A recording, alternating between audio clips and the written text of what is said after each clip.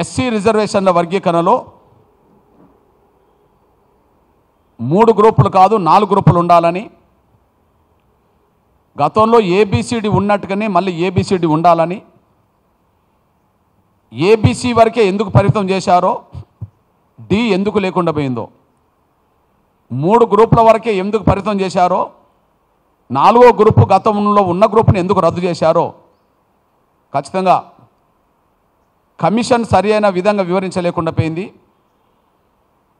3 గ్రూపులే చేస్తున్నామని చెప్పి ఎందుకు చేయాల్సి వచ్చిందో, 4 గ్రూపులు ఎందుకు లేకుండా పోయినాయో ప్రభుత్వం కూడా వివరించలేకుండా పోయింది. కాబట్టి ప్రధానంగా ఏబిసి అంటే 3 గ్రూపులే కాకుండా మొదటి గ్రూపు, 2వ గ్రూపు, 3వ గ్రూపులు అని పెట్టారు. దానికి ఖచ్చితంగా వర్గీకరణ ఏబిసిడి రూపంగా ఉండాలి. ఆ డి గ్రూపులో ఇప్పటికే బాగా దళితుల్లో 59 కులాల్లో ఏ వర్గం తమ జనాభా కంటే మించి పొందిందో, ఏ వర్గం తమ జనాభా కంటే విద్యా ఉద్యోగ రంగాల్లో మించి పొందిందో ఆ వర్గాన్ని డి గ్రూపులో చేర్చి, దానికంటే బాగా అభివృద్ధి చెందిన ఆ కులం కంటే అదే గ్రూపులో ఉండబడే కులాలను తీసుకొచ్చి, అది నేతకాని కావచ్చు, అది హొలియదాసర్ కావచ్చు, అది మాలదాసర్ కావచ్చు, మిత్లాయవర్ కావచ్చు, లేదా మేము బాగా అభివృద్ధి చెందిన మాలలతో మేము కలిసి ఉండమని చెప్పి భావించే ప్రతి కులాన్ని, మాలలతో పోల్చుకుంటే వెనుకబడ్డ ప్రతి కులాన్ని ఖచ్చితంగా సి గ్రూపులో ఉంచే విధంగా చూడాలని చెప్పి మేము విజ్ఞప్తి చేస్తున్నాం. ఈ 3 డిమాండ్ల మీదనే మా ప్రదర్శనలు రేపు చేయబోతున్నాం అనే విషయం కూడా గుర్తు చేస్తూ, మొదటిది గత కమిషన్ ఇచ్చిన నివేదికలో లోపాలను సరిచేసి దళితుల్లో ఉండబడి 59 కులాలకు న్యాయం జరిగే విధంగా, వెనుకబాటుతనమైన అందరికీ చూడండి, జనాభా అయినా అందరిది చూడండి, ఏదైనా అందరికీ ఒక కులబద్ధత పెట్టి వర్గీకరణ చేయాలని చెప్పి నేను విజ్ఞప్తి చేస్తున్నా. మంత్రివర్గంలో మాదిగలకు మరో 2కి స్థానం కల్పించాలని గుర్తు చేస్తున్నా. ఏబిసి వరకే పరిమితం కాకుండా డి గ్రూప్ కూడా ఉండే విధంగా 4 గ్రూపులు చేయాల్సిన బాధ్యతలను చెప్పి గుర్తు చేస్తూ, దీని మీదనే మార్చి 10 వరకు 3 నుంచి మార్చి 10 వరకు మా ప్రదర్శనలు ఉంటాయి. ఆ ప్రదర్శనలో కూడా ప్రధానంగా ఎంఆర్పిఎస్ అనుబంధ విభాగాలు, వర్గీకరణ కోరుకునే దళిత కులాల శక్తులన్నీ అందులో భాగస్వామ్యం అవుతాయి. కానీ ప్రధాన భూమికగా ముందు వరుసలో మాత్రం మా డప్పు కళ వాయిద్య బృందాలే ముందు వరుసలో ఉంటాయనే విషయం కూడా గుర్తు చేస్తూ, మరొక వైపు దయచేసి గౌరవ రేవంత్ రెడ్డి గారికి ఒక విజ్ఞప్తి చేస్తున్నా. మా సాంస్కృతిక ప్రదర్శనకు పర్మిషన్ ఇవ్వండి, మా సాంస్కృతిక ప్రదర్శనకు పర్మిషన్ ఇవ్వండి. అది తెలంగాణకే కాదు, దక్షిణాది రాష్ట్రాలకే కాదు, తెలుగు ప్రజలకే కాదు, భారతదేశానికి గర్వకారణమయ్యే విధంగా, భారతదేశానికే గర్వకారణమయ్యే విధంగా లక్షల డప్పులతో సాంస్కృతిక ప్రదర్శనను నిర్వహిస్తాం. అది తెలంగాణ రాష్ట్రంలో జరిగితే గౌరవ ముఖ్యమంత్రి గారికి ఆ గౌరవం దక్కుతుంది, విలువ ఉంటుంది, ప్రభుత్వానికి విలువ ఉంటుంది, గౌరవం ఉంటుంది. హైదరాబాద్ నగరం పేరు కూడా ప్రపంచంలో మారుమోగడానికి దారితీస్తుంది.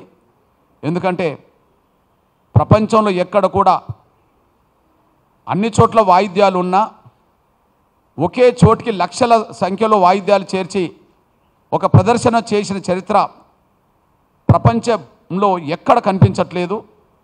అది హైదరాబాద్ నగరంలో జరగబోయే ప్రదర్శన కనుక అది తెలంగాణకు, హైదరాబాదుకు, ముఖ్యమంత్రిగా మీకు గౌరవంగా ప్రపంచంలో గొప్పదనం గౌరవం దక్కుతుంది.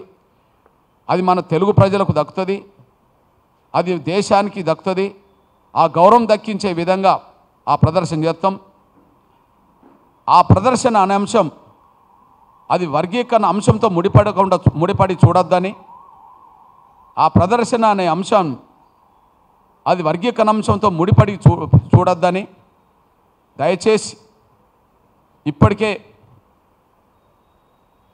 ఫిబ్రవరి 7న జరగడానికి లక్షల డప్పుల కార్యక్రమం పెట్టినప్పుడు చాలా గ్రామాల్లో మాదిగ యువత మాదిగ పెద్దలు అప్పటికే ఉన్న డప్పులకు తోడు కొత్త డప్పులు వేల సంఖ్యలో లక్షల సంఖ్యలో తీసుకోవడం జరిగింది. అది మాదిగల్లో ఉండబడే ఒక సాంస్కృతిక చైతన్యం మొదటిసారి బయటకు వచ్చింది. మాదిగల్లో ఒక సాంస్కృతిక చైతన్యం బయటకు వచ్చింది. ఖచ్చితంగా మన డప్పు మనం కొట్టాల్సిందే, మన డప్పు కొట్టడానికి మనం హైదరాబాద్ పోవాల్సిందే అనే ఒక ఆలోచన మాదిగల్లో బాగా పెరిగింది. దయచేసి ఆ చైతన్యం మీద నీరు గారే విధంగా కాకుండా, మాదిగల్లో ఆవేదన ఉండే విధంగా కాకుండా, మా ప్రదర్శన చేసుకుంటే ఇబ్బంది ఏంటని చెప్పి పాలకులకు ప్రశ్న రాకుండా చూసుకోవాల్సిన బాధ్యత. మేము ప్రదర్శన చేసుకుంటే ఇబ్బంది ఏముంటుందని చెప్పి, ప్రదర్శనకు పర్మిషన్ ఇవ్వకపోవడానికి కారణం ఏముంటుందని చెప్పి మాదిగల్లో ప్రభుత్వం మీద ఆవేదన పెరగకుండా చూసుకోవాల్సిన బాధ్యత ఉన్నది.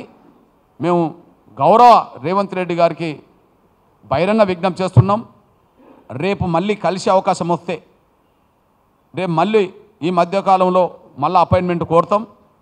కలిసి మళ్ళీ మాట్లాడే అవకాశం వస్తే ఖచ్చితంగా మాకు సాంస్కృతిక ప్రదర్శన చేసుకోవడానికి పర్మిషన్ ఇప్పించే విధంగా సహకరించాలని చెప్పి మేము బహిరంగ కూడా కోరుతామని కూడా గుర్తు చేస్తూ, 10వ తారీఖు వరకు మా ప్రదర్శనలు అయిపోయిన తర్వాత అప్పటికి వర్గీకరణ ప్రక్రియ న్యాయసమ్మతంగా ఉంటే సంతోషం. అప్పటికే ఒకవేళ మంత్రివర్గ విస్తరణ జరిగితే అందులో మాదిగలకు చోటు కల్పిస్తే సంతోషం. అదే సమయంలో 3 గ్రూపులతో కాకుండా 4 గ్రూపులు చేసి వర్గీకరణ చేస్తే మేము సంతోషం, మాకు సంతోషమే. కానీ దానికి భిన్నంగా ఏదైనా జరిగితే మాత్రం 11 తర్వాత భవిష్యత్తు కార్యాచరణ తెలంగాణలో తీసుకోవాల్సి వస్తుంది. ఆ 11వ తారీఖు తర్వాత భవిష్యత్తు కార్యాచరణ ఒకవేళ ఉద్యమ రూపమే దాలిస్తే దానికి ప్రభుత్వం బాధ్యత వహించే రోజు వస్తుందనేసి కూడా గుర్తు చేస్తూ, గౌరవ ముఖ్యమంత్రి గారు మొదటి నుంచి వర్గీకరణకు అనుకూలం కనుక మా విజ్ఞప్తులను న్యాయబద్ధంగా ఆలోచిస్తాడని, గౌరవ ముఖ్యమంత్రి గారు మా విజ్ఞప్తి మేరకు మళ్ళీ కమిషన్ మళ్ళీ పునరుద్ధరించాడు కనుక అదే సానుకూల దృక్పథంతో ఖచ్చితంగా ఇప్పుడు మేము ఏ విజ్ఞప్తులు అయితే చేశామో ఆ విజ్ఞప్తులను సానుకూలంగా అర్థం చేసుకొని ప్రభుత్వ పరంగా మాకు సహకారం అందించాల్సిందిగా, తీసుకోవాల్సిన నిర్ణయాలు కూడా మా విజ్ఞప్తులకు అనుగుణంగా పరిశీలించి తీసుకోవాల్సిందిగా నేను విజ్ఞప్తి చేస్తున్నాను, గుర్తు చేస్తున్నాను. ధన్యవాదాలు.